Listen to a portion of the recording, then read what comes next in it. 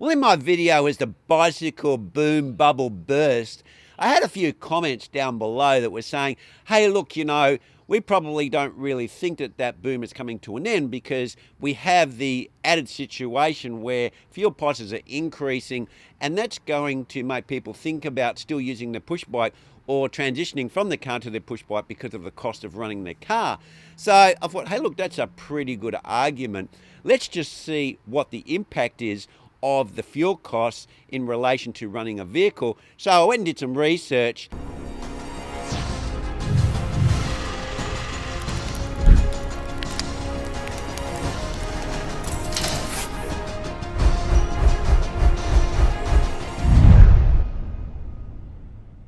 Driving to work, because that's a cost that you need to have. You need to attend work to get your pay, to pay for your fuel, to pay for your car. So I actually had a look at and goes, what is the average distance a person needs to drive to work in Australia? And that figure was 16 kilometres. Now, it may vary where you live in the world, but I thought Australia is a pretty good, and probably in Australia it's probably a little bit further than other countries because we're pretty spread out here, and we don't have like high density of living. So people probably generally have to travel further, but it was 16 kilometres on average, and 73% of people travel less than 20 kilometres to work each day.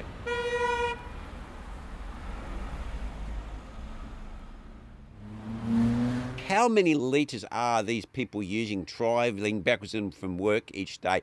And in a typical city cycle, generally on average, people use about 13.4 litres per 100 kilometres, which then works out to be about 1.34 litres per 10 kilometres. So we can multiply that by 1.6 and we get the amount of litres they use one way. And then we can double that. So what we get when we add all that up, hang on, just let me check my figures because I don't want to say the wrong thing. We get 4.22 litres that we need to use per day to get to and from work on average.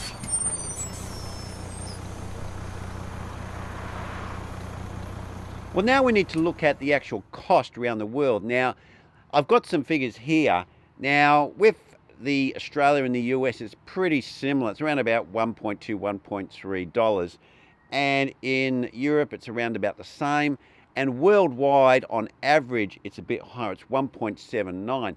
So if we get those figures, then now we can actually multiply that figure by the amount of litres used, and then we can get a cost of per day that it's going to cost us to drive to and from work. So when we do our total calculation and take into consideration what those costs would be, the average cost per round trip, so that's going to work and back from work, is $7.55 US. Now, when we look at that per day, you really have to say that that's about 2 cups of coffee in general, around about 2 cups of coffee, I would say. In Australia, a large cup of coffee is about $6 Australian, so, US gets a bit more buying power, so you would say it's a bit less. So, yeah, it probably is actually less than 2 cups of coffee, around about 1.5 cups of coffee cost if you buy from a barista to go to and from work each day.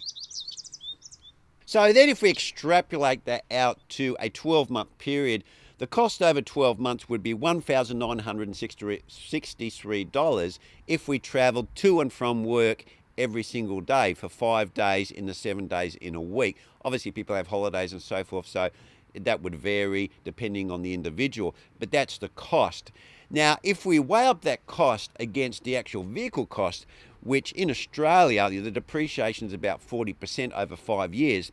So if we look at that with an average cost of a vehicle, which is around about $41,000, then we get per year $3,258.32 depreciation if we bought the average new car and had it for 5 years.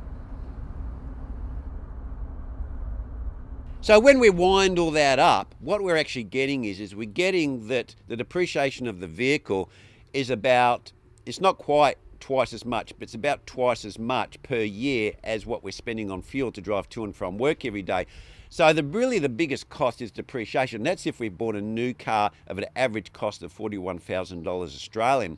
So that's not really our biggest cost. And if we actually look at the cost, it's costing us, which is just under $2,000 Aussie dollars a year, then if you probably added up your electric and your gas, then that potentially could be as much, if not more. So the real cost that we're spending on fuel is not really that big a part of our whole expenses. Now, obviously, if people have got an old car and they're not earning a lot of money, then of course that percentage of fuel in relation to their vehicle and the other costs could be a bigger percentage. But on average, if we take the average cost in Australia, the actual impact to your income is not that large.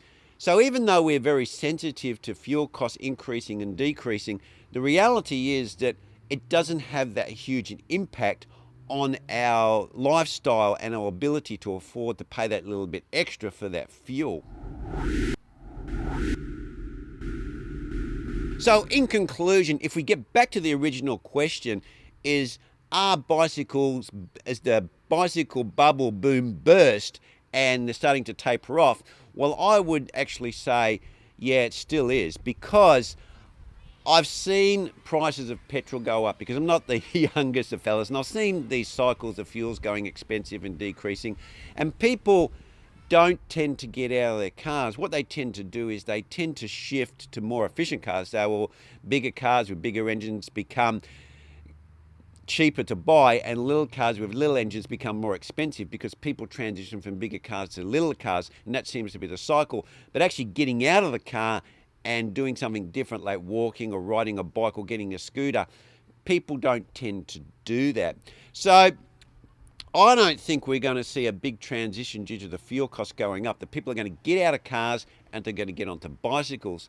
And even if they did want to get out of cars and get onto some other form of transport, there's a lot of options. There's your buses, there's your trains, there's scooters, and also there's e-bikes. So when I say bicycles, I mean a fully human-powered bicycles, not a pedal assist or a scooter or something like that that is somehow powered with electrical energy.